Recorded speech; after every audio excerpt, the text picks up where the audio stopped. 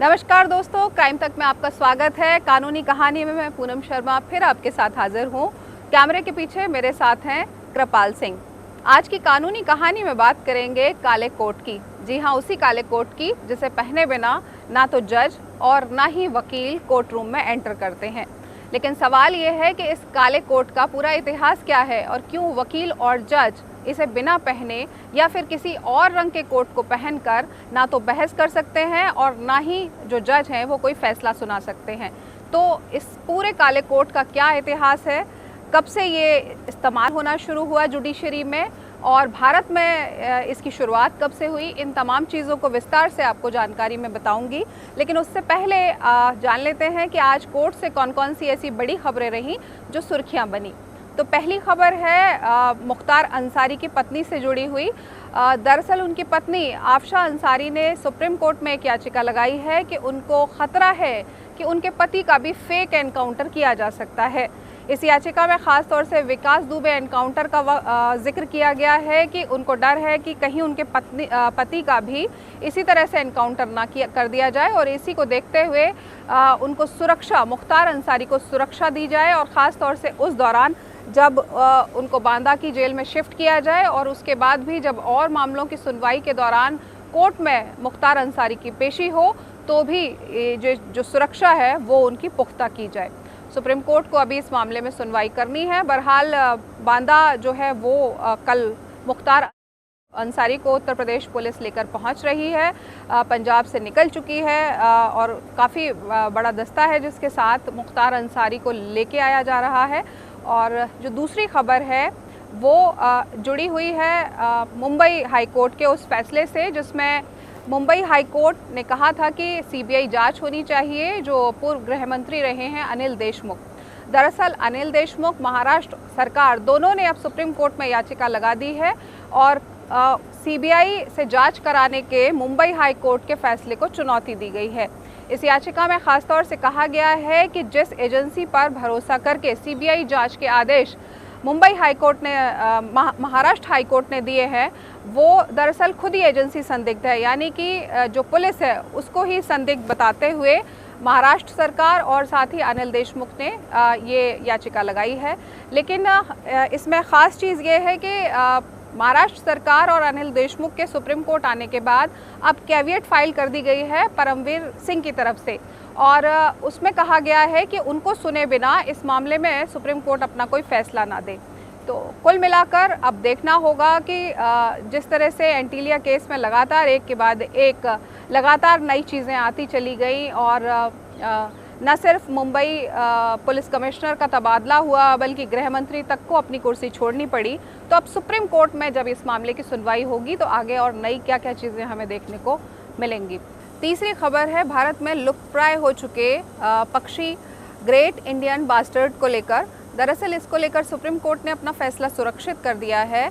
गुजरात और राजस्थान में जो बिजली की तार जा रही हैं और ख़ास तौर से ओवरहेड तार जो जा रही हैं हाई वोल्टेज की, उसकी वजह से लगातार इनकी मौत हो रही होती है क्योंकि इनका जो हैबिटेट है वो उन्हीं जगहों से गुजरता है जहां से ये तार बिजली की जा रही हैं। तो उसको लेकर अब सुप्रीम कोर्ट ने जो अपना फैसला सुरक्षित किया है उसमें सुप्रीम कोर्ट को अब ये तय करना है कि क्या ये जो ओवरहेड बिजली की तार हैं उनको ज़मीन के नीचे बिछाया जा सकता है जिससे ये जो पक्षी हैं जो शुतुरमुर्ग जैसा दिखता है और उड़ने वाले जो पक्षी हैं उसमें सबसे ज़्यादा वज़न का माना जाता है इसको, तो किस तरह से लगातार जो इनकी संख्या कम हो रही है इसको रोका जा सकता है। बताया जा रहा है कि पहले इनकी तादाद 250 के आसपास थी लेकिन अब बिजली के तारों की वजह से कई पक्षियों ने अपनी जान गंवा दी और अब फ़िलहाल ओवरऑल जो इनकी तादाद बची है वो 150 के आसपास ही है।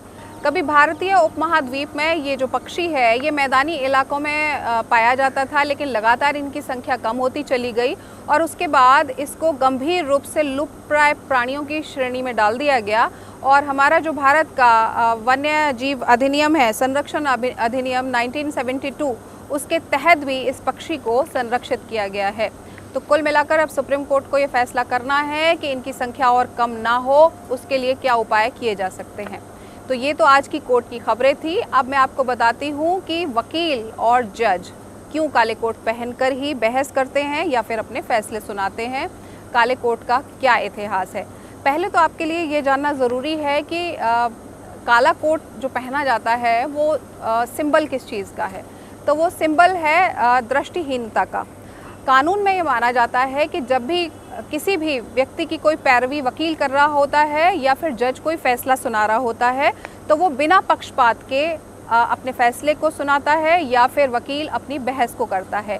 तो यानी कि दृष्टिहीनता काले रंग से जुड़ी हुई है, इसीलिए काला रंग जो है वो कानून में ख़ास स्थान रखता है। और माना जाता है कि जब भी कोई भी व्यक्ति कोर्ट में आ रहा है तो फिर न्याय सबके लिए बराबर है और उसका पक्ष भी किसी भी व्यक्ति का बराबर रूप से सुना जाएगा, किसी को छोटा बड़ा नहीं समझा जाएगा। और इसीलिए आपने देखा होगा कि अक्सर फिल्मों में आपने ख़ास तौर से देखा होगा कि जिस तरह से तराजू लिए हुए एक जो लेडी दिखाई दे रही होती है, उसकी आंखों पर भी काली पट्टी बंधी हुई होती है।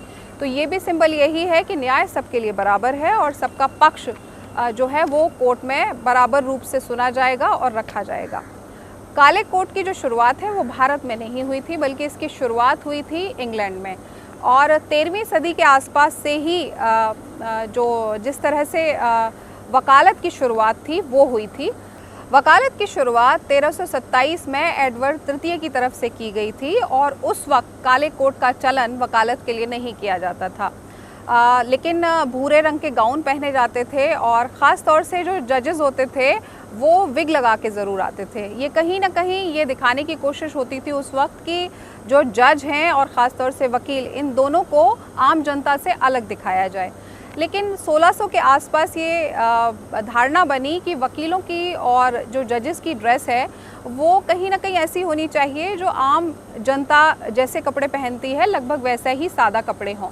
1600 के आसपास जब इस तरह की धारणा बननी शुरू हुई तो फिर माना गया कि काले रंग का जो कोट है वो इस्तेमाल किया जा सकता है इस वकालत के पेशे के लिए।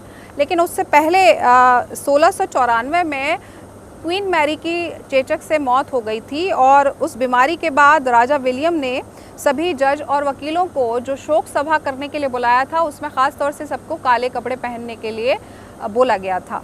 और उसके बाद से ये चलन लगातार आगे चलता चला गया और तभी से काले कोट पहनने की शुरुआत वकील और जजों की तरफ से कर दी गई। अब सवाल ये है कि भारत में ये ऐसा क्यों हुआ कि यहाँ भी काले कोट दोनों की तरफ से पहने जाने लगे। तो उसका कारण ये था कि जिस तरह से अंग्रेज़ों का जो कानून था वो हमारे यहाँ भारत में आया, तो वैसे ही उनकी जो ड्रेस थी वो भी हमारे यहाँ इंडियन जुडिशरी में एक्सेप्ट कर ली गई और 1961 में इसे ड्रेस कोड की तरह से बना दिया गया। यानी आज़ादी के बाद 1961 में एडवोकेट्स के लिए ख़ास तौर से ये ड्रेस कोड में शामिल कर लिया गया कि काला कोट उनको पहन के आना ही है। अब किसी और रंग का कोट तभी से क्लियर हो गया कि पहनकर ना तो जज बैठ सकते हैं और ना वकील ही बैठ सकते हैं। 1961 में जब ड्रेस कोड के तौर पर काला कोट पहनना वकीलों के लिए अनिवार्य कर दिया गया, तो ख़ास तौर से जो वाइट बैंड है वो भी कंपलसरी कर दिया गया और उसके बाद से इसी तरह की जो ड्रेस है वो ना सिर्फ कोर्ट कचहरी में आपको देखने को मिलती है, बल्कि अगर आप किसी हिंदी फिल्म को भी देखेंगे तो हूबहू जो कोर्ट रूम में आपको ड्रेस जजेस और वकील पहने हुए दिखते हैं वही लगभग फिल्मों में भी आपने देखा होगा। काला रंग ख़ास तौर से माना जाता है कि ये अधिकार का प्रतीक है और साथ में अनुशासन का भी। तो ये दोनों चीज़ों को रिप्रेजेंट करता है और ख़ास तौर से 1961 के बाद से लगातार इस ड्रेस कोड को फॉलो करना तमाम सुनवाइयों के दौरान वकीलों के लिए अनिवार्य कर दिया गया। हालांकि हिंदुस्तान में जिस तरह से जजेस काला कोट पहनते हैं उसके साथ विग नहीं लगाते हैं, तो ये विग लगाने का जो चलन था ये इंग्लैंड में ही था और लेकिन भारत में जब आज़ाद देश हुआ तो वकीलों के लिए ये करना, जजेस के लिए ये करना अनिवार्य नहीं रहा। इसीलिए हमने जजेस को देखा है कि वो काले कोट में तो आते हैं लेकिन जो सर है, सर पे इस तरह की आर्टिफिशियल विग नहीं दिखाई देती है। तो ये आज की कानूनी कहानी थी काले कोट को लेकर। कुछ और दिलचस्प जानकारियों के साथ कल फिर आपके साथ हाजिर होंगी कानूनी कहानी में। तब तक के लिए नमस्कार।